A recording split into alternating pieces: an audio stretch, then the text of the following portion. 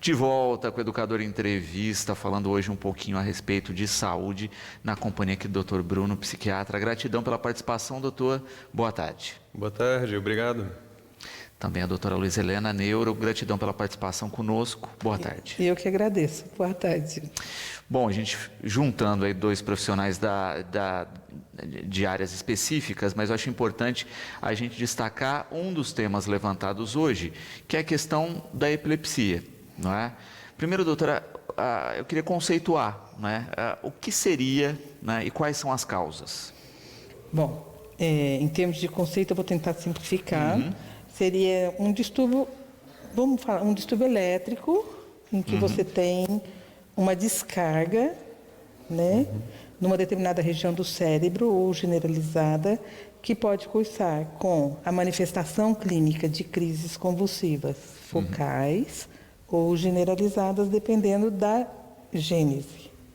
As causas, Luciano, são inúmeras para listar, né? Você tem as epilepsias benignas, você tem a epilepsia secundária a malformações cerebrais, epilepsias secundárias a pequenos defeitos do cérebro, por exemplo, a esclerose hipocampal, que cursa com muita crise epiléptica. As causas genéticas.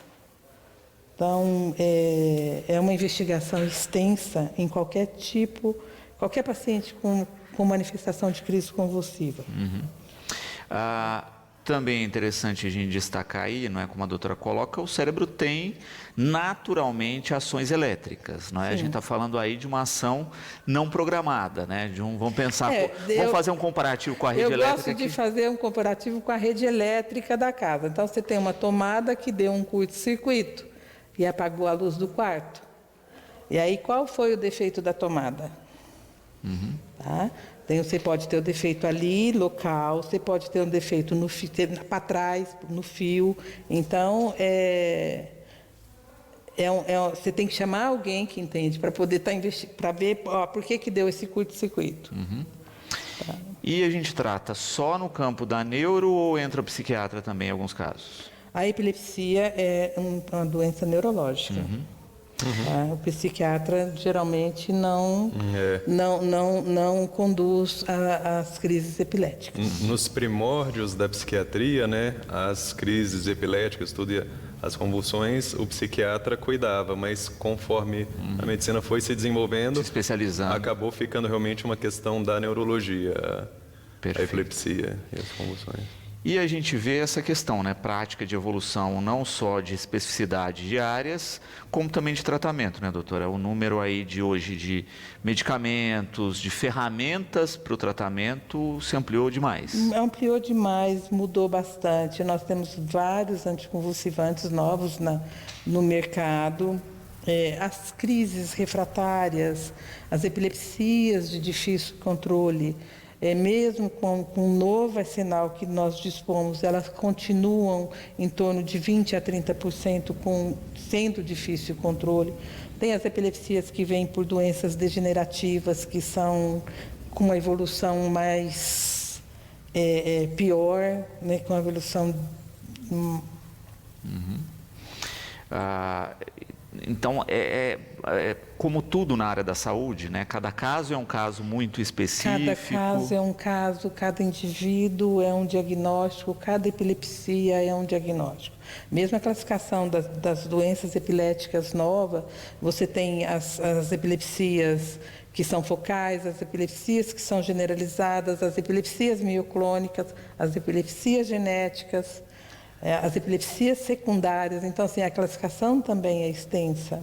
Sem contar que existem quadros de saúde que cursam com convulsões e às vezes não são epilepsias. Então, distúrbios, né, metabólicos, etc., que podem ter convulsões como um sintoma daquele estado do indivíduo que não significa necessariamente um quadro de epilepsia.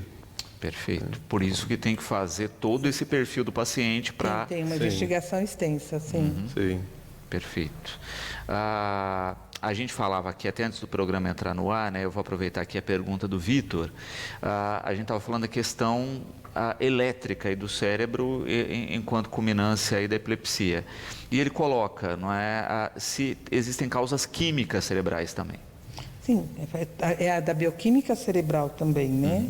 o distúrbio elétrico, mas você pode ter um distúrbio da bioquímica cerebral. Sim, São os moduladores de canais de cálcio, de canal de sódio, a parte metabólica. Então, você tem, vou dar um exemplo, paciente com ciência renal, que ele aumenta muito a ureia, a creatinina e desequilibra sódio, ele pode ter crise convulsiva com esse desequilíbrio metabólico. O paciente com diabetes, ele pode ter uma crise convulsiva porque ou a glicemia subiu muito, ou a glicemia baixou muito. São as causas metabólicas. E a neuroquímica, a gente não consegue, assim, separar, né, da neurofisiologia, do restante dos fenômenos elétricos do cérebro. Então, uma coisa a gente não consegue separar totalmente da outra. São fenômenos interligados, né? A gente tem um único cérebro funcionando, né, com os aspectos, né, elétricos, neuroquímicos, etc., tudo em conjunto, né? São inseparáveis. Falávamos a respeito de epilepsia no último bloco, né, da questão dos tratamentos, e hoje se fala muito do uso do canabidiol enquanto ferramenta, não é? A questão principal é, de fato é um medicamento viável, em que casos, não é? E como é que estão os estudos nesse sentido? Então, eu vou falar do canabidiol na epilepsia, tá, Bruno? Assim, inicialmente. Claro. Em 2017, a FDA americana, acho que no Brasil 2019 ou 2018, não tenho certeza, aprovou o canabidiol para 3 tipos de síndromes epiléticas refratárias. A síndrome de Dravet, a síndrome de Lennox-Gastaut e o complexo esclerose tuberosa. Então, são as 3, todas são 3 doenças, síndromes consideradas raras, que cursam com epilepsia que nós chamamos de difícil controle. A epilepsia que não responde a 3, 4 medicamentos, não responde, você vai trocando, não responde. E eles têm estudos robustos nessas 3 síndromes com o canabidiol. Não é mágico. Na realidade, teve a questão da propaganda do canabidiol, porque em 2014, nos Estados Unidos, uma criança que chama Charlotte, que tem o mesmo nome da Charlotte Dravet, que descreve a síndrome de Dravet, os pais colocaram nas redes sociais, ela tem síndrome de Dravet, crises convulsivas várias vezes ao dia, e começa a usar o canabidiol. E eles jogam nas redes sociais que as crises de várias vezes ao dia passou para 2, 3 à noite, mudando o padrão de vida da família, mudando a qualidade de vida da criança, da família toda, com o uso da medicação. E vem uma busca da maioria das pessoas querendo o uso do canabidiol. Então, qualquer tipo de epilepsia, não dá para usar o canabidiol. Então, assim, está aprovado no estado de São Paulo, inclusive, se não me engano, já está no alto custo, desde julho do ano passado, para essas 3 síndromes. Tem diferença significativa? Sim. Pacientes com esses estudos com diferenças significativas em termos de controle. É um outro medicamento, tá? Não é uma ferramenta a mais para ser usado. Não é a resposta para todas as doenças ou para todos os tipos de epilepsia. Tem efeitos colaterais, às vezes sérios e graves. Tem interação medicamentosa com outras drogas de epilepsia, aumenta e muito, às vezes, o nível sérico de um outro anticonvulsivante que usamos, inclusive em Dravet. Tá? É mais uma ferramenta para ser usada. Não é a resposta para todos os tipos de crise. Perfeito. E, doutor, quando a gente fala desse uso, né, a gente está falando do uso medicamentoso, não é, de um produto específico aí do canabidiol, né, porque eu acho que as pessoas muitas vezes misturam as estações, né, do canabidiol com o uso recreativo da maconha. Né? Não é a mesma coisa e está distante disso. Está bem distante uma coisa da outra, né? Por um lado, a gente tem a questão, digamos que do cannabis, né, da maconha, como uma planta medicinal, se for ver historicamente, usada há milênios, né, por diferentes culturas, para diferentes condições, como uma ação analgésica, etc. Então, isso está descrito até em farmacopeias antigas, assim, da humanidade. Tá? Então, assim, a gente pode ter como um fitoterápico. Agora, a gente vive numa sociedade em que essa planta medicinal ela é proibida por lei, etc., o uso, né? Existe sérios problemas, sim, de quem faz abuso dessa substância, né? Apesar de que a maconha não gera, assim, quimicamente uma dependência muito forte, a gente vê na prática muita dificuldade de quem tem o problema da dependência da maconha de se ver livre da substância e tudo. Então, isso compromete muito, às vezes, a vida da pessoa e o estado psicológico da pessoa, sabe?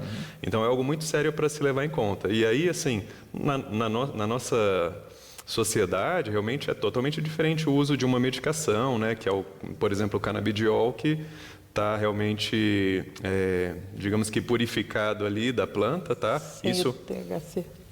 Sem o THC. Sem o THC, tá? Apesar de que, né, existem linhas de estudo, né, que pensam também no uso de outros componentes da maconha, não só o canabidiol, com finalidade terapêutica, mas é bem diferente uma coisa da outra. Acho que o mais importante é conseguir separar realmente o que é realmente uma droga de abuso ou uma fuga, né? Alguma dificuldade realmente que a pessoa precisa enfrentar de outra forma e está usando aquilo meio que como uma muleta, isso vai trazer prejuízos para a pessoa, e realmente de fazer um bom tratamento, um cuidado de saúde que às vezes impacta de forma tão significativa como a doutora Luísa Helena falou, né?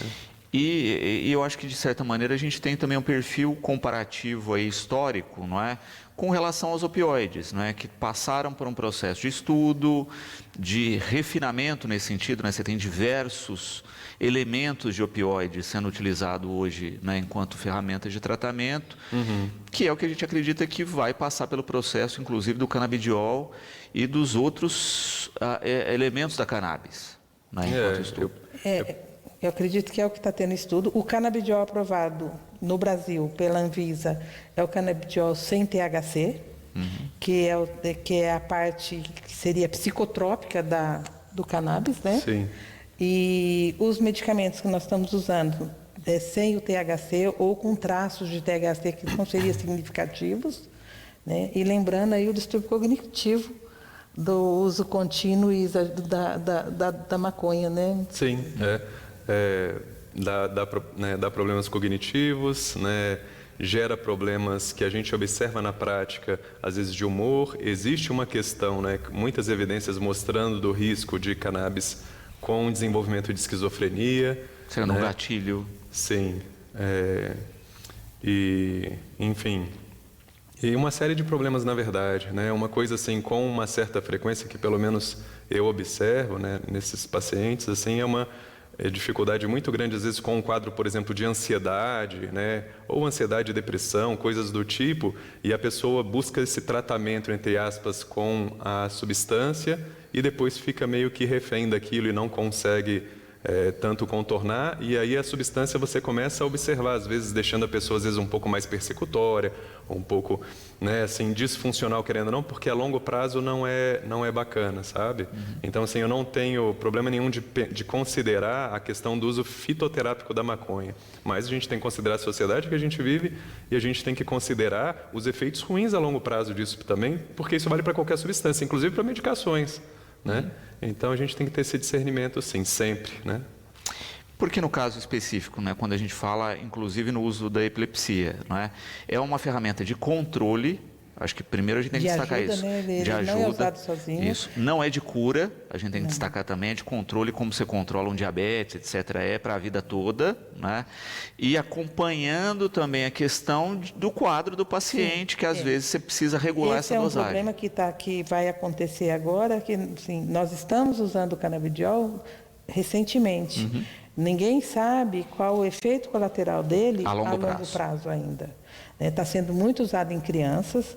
Tem um estudo agora, se não me engano, um estudo com esclerose tuberosa, que entrou pacientes adultos, mas a maioria ficou a média dos pacientes em torno de 17 anos. Então, é o primeiro estudo que tem mais adulto, a maioria tem mais criança, né? E assim, ninguém sabe a longo prazo qual vai ser o efeito colateral desse medicamento. A gente sabe que é de metabolismo hepático, tanto que você tem que fazer controle de função hepática no uso prolongado, mas também não sabemos daqui 10 anos, 15 anos, como que vai ser em termos de efeito colateral. A gente falava no bloco passado, né, a respeito do uso do canabidiol na questão aí específica, não é, do tratamento da epilepsia. Ana Carla, doutor, perguntando a respeito de outros usos, não é? A gente percebe também a questão de um debate hoje na sociedade de outras possibilidades do uso do canabidiol. Pois é. Então, assim, posso falar, por exemplo, da psiquiatria em si, a gente não tem nenhuma indicação formal para nenhum transtorno, sabe? Seja de ansiedade, seja autismo, seja o que for, a gente não tem nenhuma indicação formal para usar na psiquiatria, né? A gente tem, assim, na verdade, né, essa medicação que se encontra em fase de estudos, né? E é isso, assim. Então, o que, ao mesmo tempo, assim, gera, às vezes, bastante expectativa, a gente tem que ponderar, tem que saber que esse é o estado atual da situação. E a gente espera que saiam, então, bons resultados, sabe? Que isso seja, né, realmente benéfico para a população, né? E, doutora, quando a gente fala dessa fase de estudos, é isso, não é? Assim, você tem pessoas utilizando, deveriam estar formalmente, né, cadastradas num grupo de estudo? Na realidade, não. Está começando agora alguns estudos em outras doenças. Parece que está saindo algum estudo em Parkinson, em demência para melhora de função cognitiva, Tourette, síndrome de Tourette. Eu vi mais coisa, mas eu não vou me lembrar mais agora. Assim. Mas ainda não, são estudos ainda de laboratório, ainda tem relato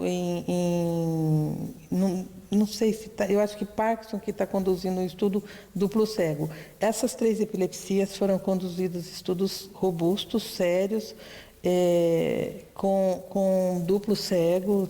Para quem não é da área, que é leigo, o que é um estudo duplo cego? É aquele que você faz, você pega um grupo de pacientes com a mesma doença e você vai usar na metade do grupo placebo, na outra metade o medicamento. Nem o pesquisador, nem o paciente, nem a família sabe. São numerados, as cápsulas são fornecidas, é um negócio muito sério isso daí.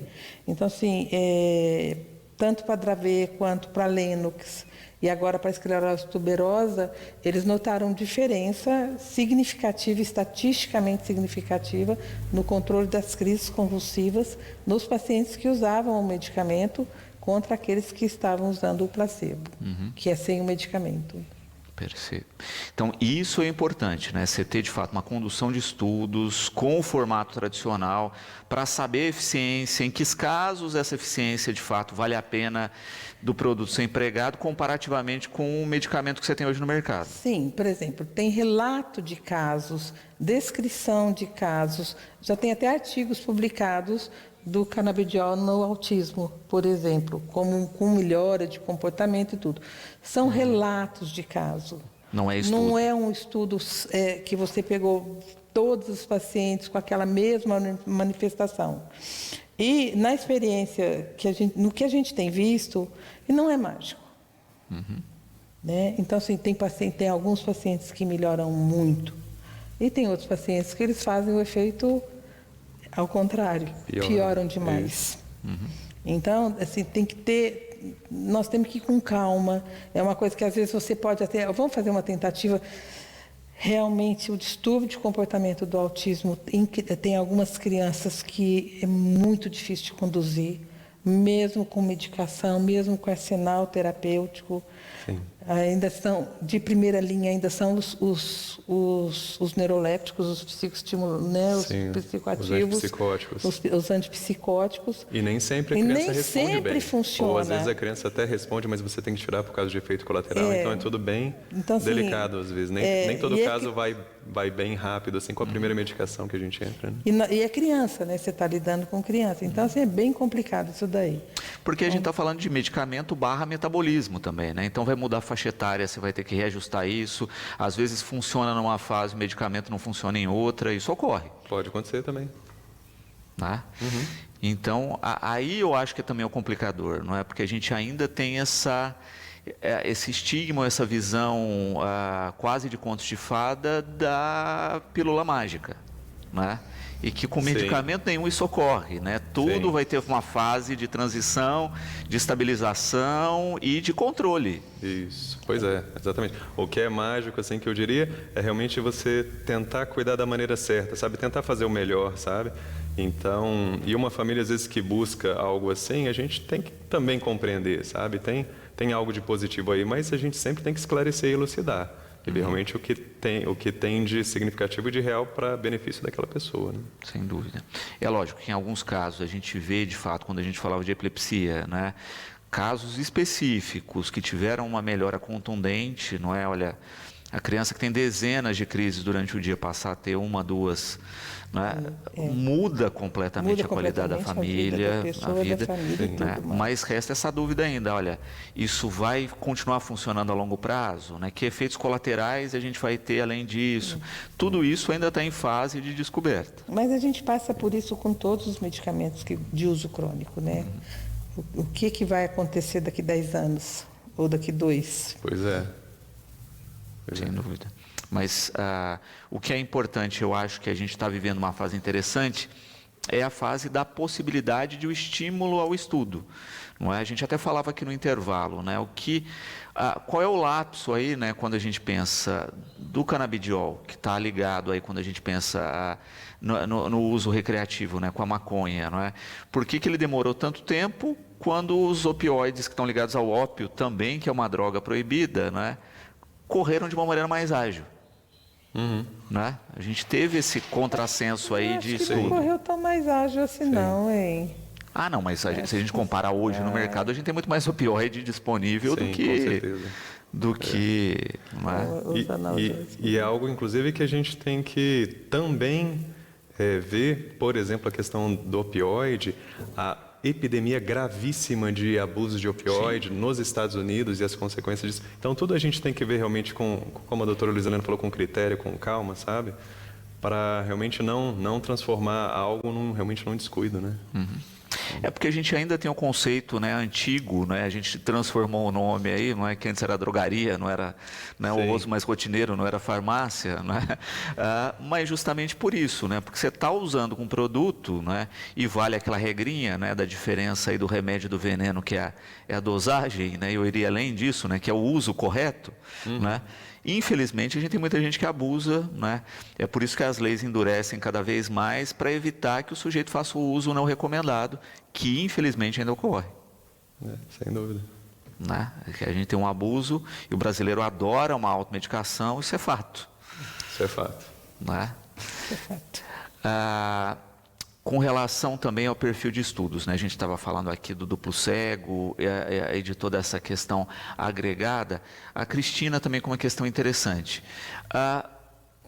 Existe o protocolo de duração desses estudos? Quantas pessoas eu tenho que empregar?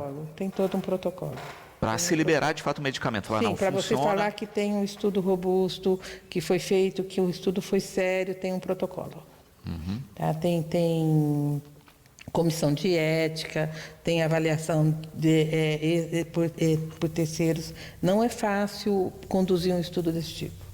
Não é, geralmente é feito em hospital universitário, né? Hospital grande, hospital escola. Perfeito. Não tem como ser feito fora eu acredito que não tem ideia de pois sempre hospital escola. E falando, por exemplo, de canabidiol, né? Aqui no HC de Ribeirão, né, da USP,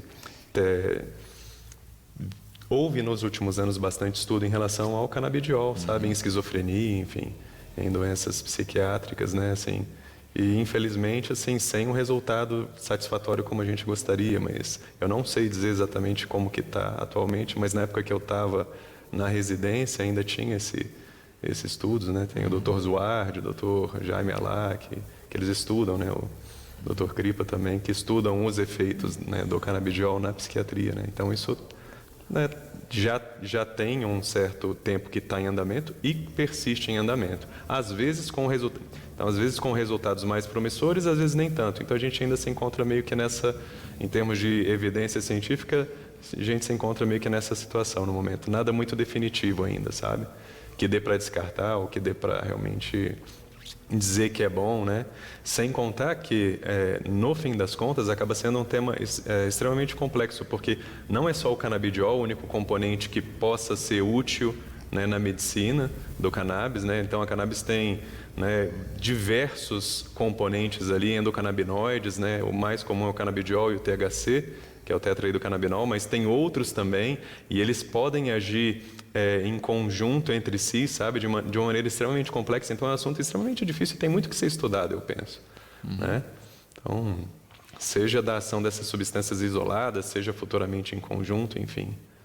E já se falava, por exemplo, né, no uso específico e recreativo da maconha como gatilho da esquizofrenia, né? Sim. Então também tem estudos do contrário, né? A gente também faz estudos não só do benefício da substância, mas também dos efeitos colaterais ou dela como agente condutor aí de uma enfermidade. Sem dúvida, né? Ou de agravamento, às vezes, de um quadro, né? Como eu expliquei, às vezes a pessoa que busca naquilo como se fosse uma espécie de fuga para algum quadro, né?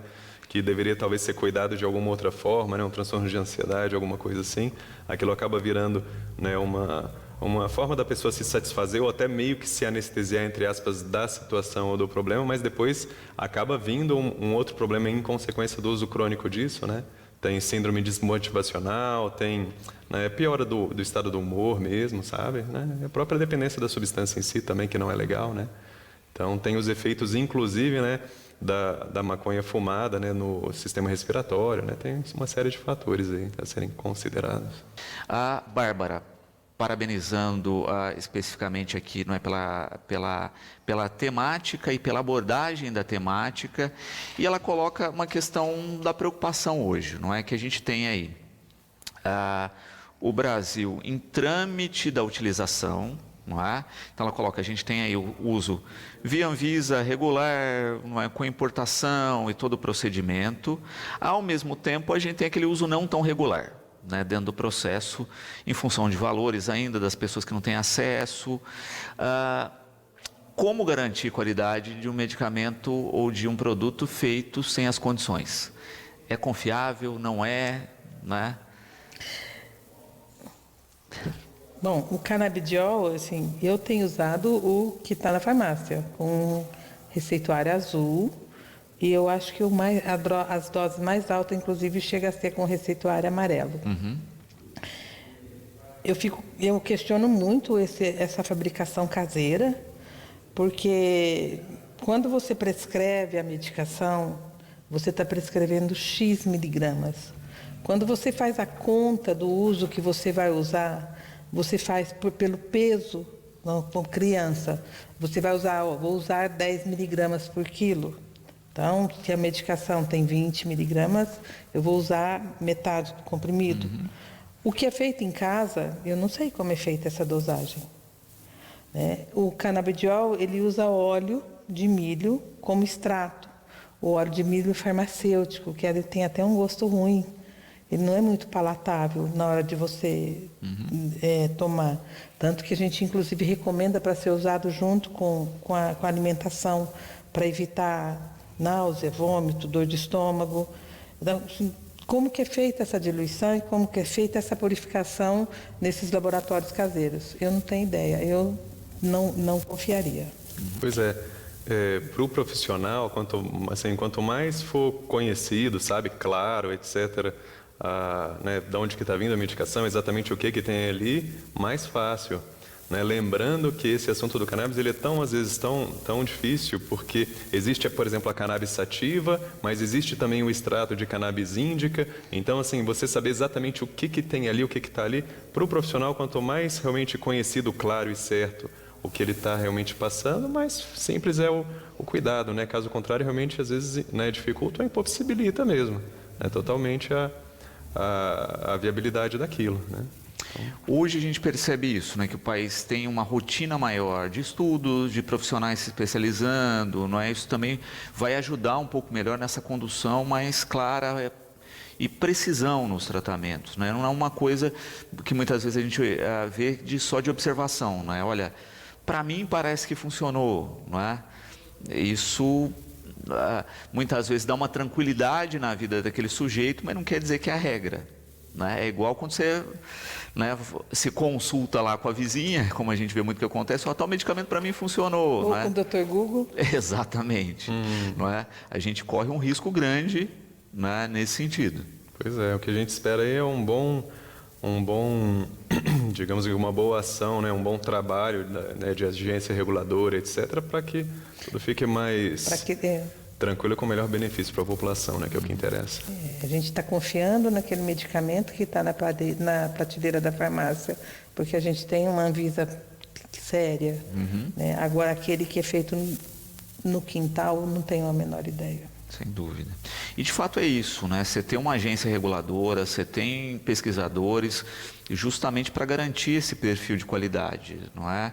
A gente vê aí que às vezes você tem um deslize, não é? E gera um caos danado, né? Vou dar o exemplo de há alguns anos atrás, há muitos anos atrás, do anticoncepcional. O anticoncepcional falso, né? Nas prateleiras. No mercado, né? Que, né, tem várias crianças hoje aí frutos, né, desse deslize e que, né, gerou todo um trâmite processual, toda uma questão, justamente porque a gente tem que ter o rigor disso.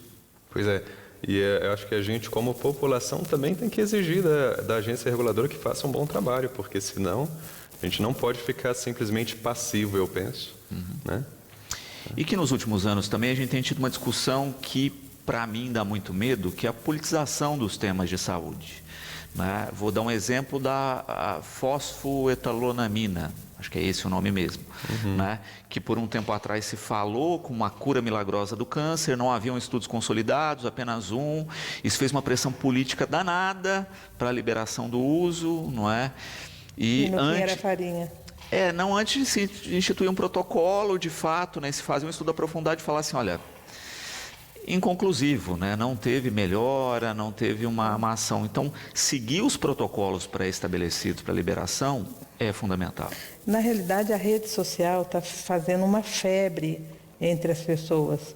Então, assim, está sendo muito comum no consultório buscarem o medicamento porque ele está funcionando. Então, assim, a gente tem critérios para passar determinada medicação. Não é mágico, não é a resposta para tudo. Ele é mais um medicamento no nosso arsenal de muitos medicamentos que nós já temos. Exatamente. Tanto é que ele é um apoio, mas ele não é, tem que ser considerado como medicamento, ele não é fitoterápico.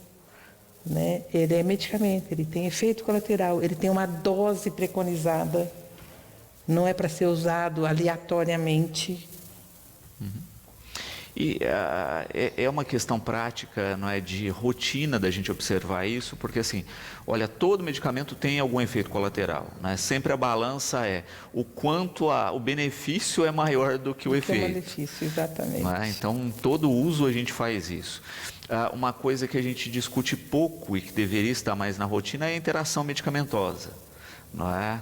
A gente vê uma preocupação cada vez maior dos profissionais e é importante a gente discutir isso porque às vezes o paciente omite, né? Informações, não é? Olha, eu tenho que levar a minha ficha corrida para o médico, contar tudo que eu estou tomando. Tem que levar a sacolinha para o médico. Na hora que for no médico, tem que levar a sacolinha de remédio, se não lembrar os nomes dos remédios. Tem que levar. Tem o tempo de assimilação desse medicamento, ainda mais quando a gente fala de medicamento psiquiátrico, tem um tempo de estabilização, né, doutor? Às vezes, olha, o paciente tem que insistir por um período, não é, olha, tomei o primeiro e já tem o resultado, correto? Com certeza, tem que, né, ser bem orientado, né, entender as orientações para poder seguir direitinho e aí sim a gente colher os frutos, né? E por isso, né, tratamento é um processo, não é? A gente tem que ter a paciência também, ele não é como rede social, que é automático, né, que a gente dá um clique que é a resposta, precisa de um tempo. Sim, geralmente é continuado, né? Precisa ser acompanhado certinho, né? Não dá muito certo se não for bem acompanhado. Né?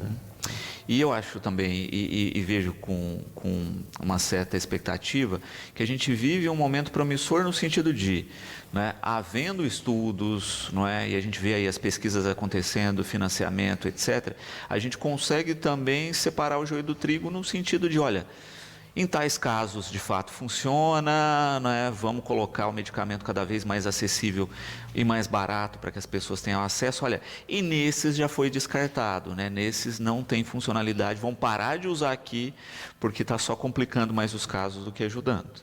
Pois é, esse é o principal objetivo, digamos assim, né? O que a gente mais almeja, né? É o ideal mesmo, né? Sem Ser dúvida. conseguido. Sem dúvida. E, gente, a doutora tocou num ponto aqui que é o doutor Google, e que o Ricardo também coloca aqui, o quanto isso está preocupante, não é? Das pessoas utilizarem a ferramenta e muitas vezes darem um jeitinho de chegar a medicamentos que não seriam acessíveis, colocando a saúde e a vida em risco, né? Infelizmente isso ocorre. Né? E outra, né, que eu quero destacar aqui, que o Pedro também coloca, da compra de medicamento online, né? Porque também é um absurdo aí, né? A gente vê medicamentos que não seriam acessíveis e que o sujeito não sabe nem se está consumindo de fato o medicamento. É muito engraçado. Eu não gosto de remédio, não quero tomar esse remédio. Mas vai na internet e compra uma vitamina que ela não sabe nem o que tem lá dentro. Exatamente. Pois é. Envolve risco, sim, né? Isso de automedicação é complexo, assim, pode prejudicar muito a pessoa e a pessoa às vezes não faz ideia. Rotina médica, não é? A gente percebe que é uma outra questão do brasileiro, né? De ter um preventivo, né? De se cuidar. E a gente está falando de duas especialidades aqui que eu acho difícil o sujeito chegar lá para o preventivo, não é?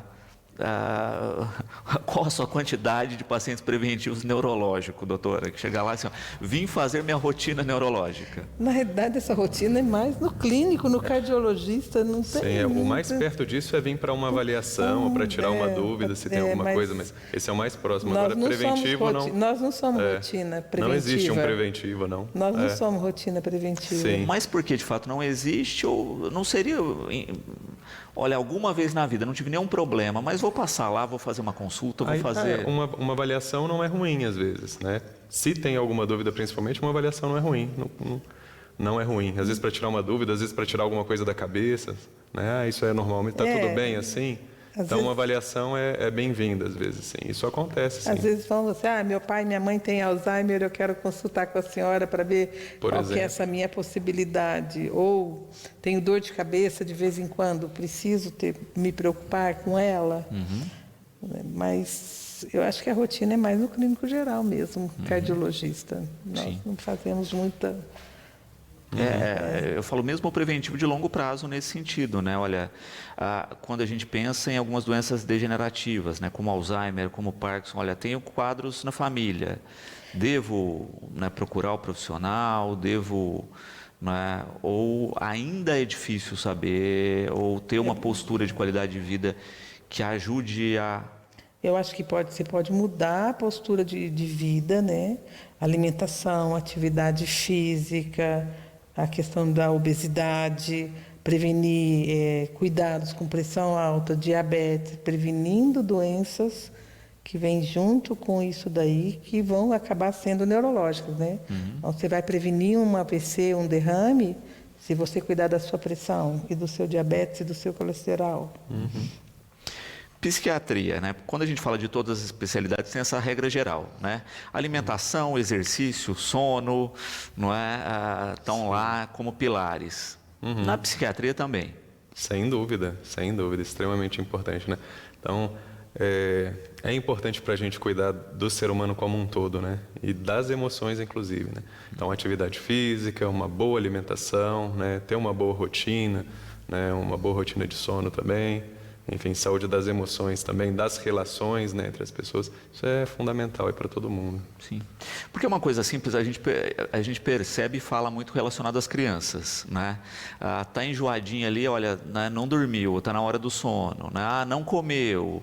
Aí a gente ingressa na vida adulta, né? A gente não come, a gente não dorme direito e não sabe por que a vida tá ruim. E nem sabe porque tá ansioso e nervoso, né? Exatamente. Pois é. É muito mais fácil ver no outro do que em si mesmo. Todo mundo vê a TPM da parceira, né? Mas não vê o seu desequilíbrio emocional. Mas daí vale a pena procurar assim, um médico, um bom profissional e agendar uma consulta, né? Vale Exatamente. Nada de automedicação, né? Eu acho que tem um fator que tem que estar no pilar aí, né? Procure um profissional antes de tomar qualquer medicamento, né? Veja essa possibilidade aí enquanto melhor para a sua qualidade de vida, né? E aguarde aí a orientação de quem vai saber, né, te encaminhar corretamente. Melhor certo? coisa, precisa. Muito bom. Relacionado aí à questão, né, específica que a gente falava do canabidiol, para a gente encerrar aqui o Ivan, parabenizando novamente pela temática e falando justamente disso, né, que é importante a gente observar que o país está acompanhando os estudos. É lógico que muitos estudos também a gente importa, né, a gente observa o que está acontecendo lá fora para a liberação aqui, mas acima de tudo, só começar algum processo, algum protocolo bem orientado e com um bom profissional. Fato aí também. Os estudos para medicamento e para liberação de medicamento são muito sérios. E é aquilo que eu te falei, geralmente são conduzidos nos grandes hospitais universitários. Muito bom. Doutora, gratidão pela participação sempre, fica aqui sempre o convite, a gente vai atender aos seus pedidos aqui de transformação, tá certo? Para deixá-la mais calma, se não der certo a gente contata o psiquiatra. Obrigada. Eu agradeço a oportunidade que vocês estão dando para a gente sempre aqui. Muito obrigada, Luciano. Doutor, gratidão sempre pela participação também, né? Eu acho que é papel da emissora também fazer essa ação de informação. E espero realmente que as pessoas pensem 2, 3, 1000 vezes, não é? Antes de qualquer ação aí impensada relacionada à saúde, que procure bons profissionais, e fica sempre o convite aqui de participar conosco. Também agradeço, obrigado.